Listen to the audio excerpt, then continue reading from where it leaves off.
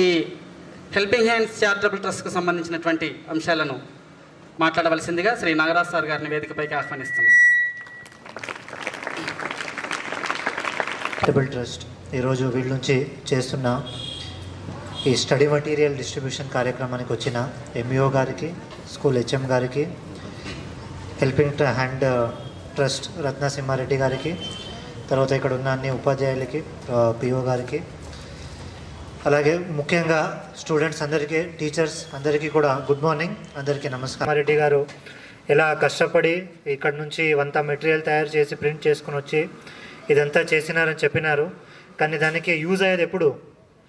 మీరు దానికి correct use చేసుకొని ఎగ్జామ్లో పాస్ అవుతేనే మనకి ఇదంతా చేయడానికి ఏదైనా యూజ్ ఉంటుంది. అది కాకుండా మనం ఇక్కడ వచ్చినాము ఏదో చెప్పినామంటే దాని నుంచి మనకేమీ అవుట్పుట్ ఉండదు.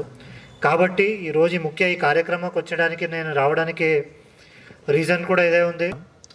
లాస్ట్ ఇయర్ 10th రిజల్ట్లో మనం 32nd పొజిషన్ నుంచి 23rd పొజిషన్కి వచ్చినాము. సో దేనివల్ల పాసిబిలిటీ అయింది అంటే, సో లాస్ట్ టైం మనం ఎంత 10 ర్యాంక్స్ 11 ర్యాంక్స్ మనకి లాస్ట్ ఇయర్ 10th స్టాండర్డ్లో 100 మెంబర్ రాస్తే 82% ఉండేది పాసింగ్ పర్సెంటేజ్. కానీ లాస్ట్ ఇయర్ 100 మెంబర్ రాస్తే 91% పాసింగ్ పర్సెంటేజ్ వచ్చింది గద్వాల్లో.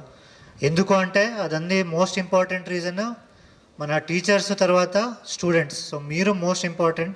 మనం అంతా ప్రోగ్రామ్ ఎందుకు చేస్తున్నామంటే అది మీకోసమే. అంటే నాకు కూడా మీకు అందరికీ చూస్తుంటే నా స్కూల్ డేస్ కూడా ఇప్పుడు నాకు గుర్తుకొస్తుంది. అప్పుడు మీలాగానే ఇక్కడ ఎవరైనా హెచ్ఎంస్ లేదంటే ఎవరైనా గెస్ట్ వచ్చి మాట్లాడుతుంటే మనం కూడా ఇట్లానే స్కూల్లో, నేను కూడా గద్వాల్ లాంటి ఒక చిన్న అంటే ఒక మీడియం సైజ్ టౌన్లో పుట్టి పెరిగినాను. అక్కడ ఇట్లాంటి మీలాగానే నేను కూడా వేరే వాళ్ళు మాట్లాడుతుంటే కొన్ని మంది వాళ్ళ మధ్యలో చాలామంది ఎవరు కరెక్ట్గా ఇప్పుడు పేరెంట్స్ ఇక్కడ మనకి టీచర్స్ హెచ్ఎం మాట్లాడినారు, టీచర్స్ మాట్లాడినారు. వీళ్ళ మాట ఎవరు వినే వాళ్ళు చెప్పినట్టు సీరియస్గా తీసుకొని నిల్చున్న చాలామంది డాక్టర్స్, ఇంజనీర్ ఉన్నారు. ఎవరు ఇట్లాంటి మాట వినకుండా మనం చేసినదే కరెక్ట్ నెగ్లిజెన్స్ యాటిట్యూడ్ ఉన్నారో వాళ్ళు ఇప్పుడు కూడా చూస్తున్నాను. మా ఊర్లోనే చిన్న పని చేస్తున్నారంటే చిన్న పని చేయడం తప్పనేది కాదు, కానీ మీరు లైఫ్లో ముందుకు రావాలి అనుకుంటే ఖచ్చితంగా హార్డ్ వర్క్ అనేది చాలా ఇంపార్టెంట్. ఇప్పుడు చెప్పినారు ఈ 10th స్టాండర్డ్ అనేది చాలా ఇంపార్టెంట్. నేను కూడా మీలాగా 2007లోనే 10th స్టాండర్డ్లో ఉండే. సో 2007లో ఇట్లాంటిది మనకి గెస్ట్ టీచర్స్ వచ్చినప్పుడు మాట్లాడుతున్నప్పుడు వాళ్ళు కూడా చెప్తుంటే 10th స్టాండర్డ్ అనేది వెరీ ఇంపార్టెంట్ అంటే ఇది ఒక వర్డ్ యూస్ చేస్తుంటే మర్చిపోతున్నాను. దట్ వెరీ కీలకమైనది, వెరీ ఇంపార్టెంట్. ఈ స్టేజ్లో మీరు కరెక్ట్గా చదువుకొని పాస్ చేస్తే లైఫ్లో సెటిల్ కావడం ఈజీ. సో ఇప్పుడు మీరు ఎట్లా లైఫ్ని మంచిగా స్టూడెంట్ లైఫ్ ఎంజాయ్ చేస్తున్నారు, ఈ 10th స్టాండర్డ్ పాస్ చేసుకుంటేనే నెక్స్ట్ ఇంటర్మీడియట్ అయినా, తర్వాత ఇంజనీరింగ్ అయినా, మెడిసిన్ అయినా, ఏదైనా వేరే కోర్సెస్ అయినా కూడా ఏది కావాలన్నా 10th స్టాండర్డ్ అనేది చాలా మినిమం. మన ఒక గవర్నమెంట్ ఏదైనా ఒక చిన్న జాబ్ కావాలన్నా, ఈవెన్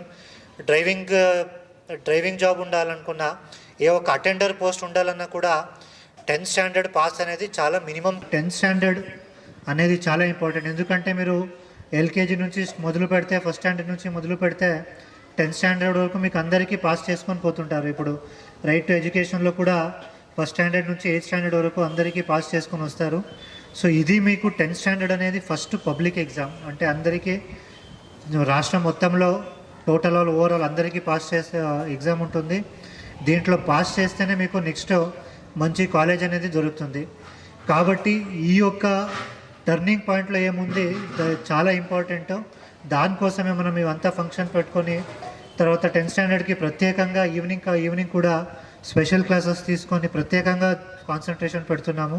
అంటే చిన్నప్పటి నుంచి మీరు చదువుకొని వస్తే 10th స్టాండర్డ్ అనేది చాలా ఈజీ అయిపోతుంది. ఇప్పుడు మనం చెప్పినది గుర్తుపెట్టుకోవాలి.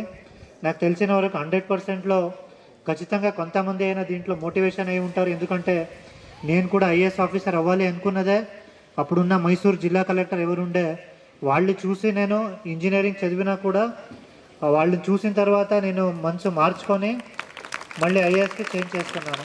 ఇందాక చెప్పినట్టు ప్లాన్ చేసుకొని కాన్సన్ట్రేషన్లో చదవాలి. మీరు ఎంత టైం చదువుతారో మార్కుల్ని మంచి స్థానాన్ని సాధించాలని చెప్పి విద్యార్థుల్ని కోరుతున్నాం. ఓకే, నెక్స్ట్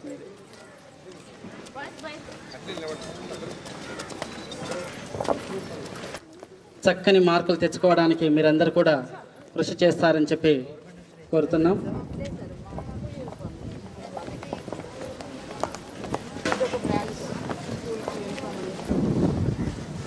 సర్టిఫికెట్ను ఇప్పుడు కలెక్టర్ గారి చేతుల మీదుగా ప్రధానోపాధ్యాయులు మరియు గైడ్ టీచర్ అందుకుంటూ ఉన్నారు.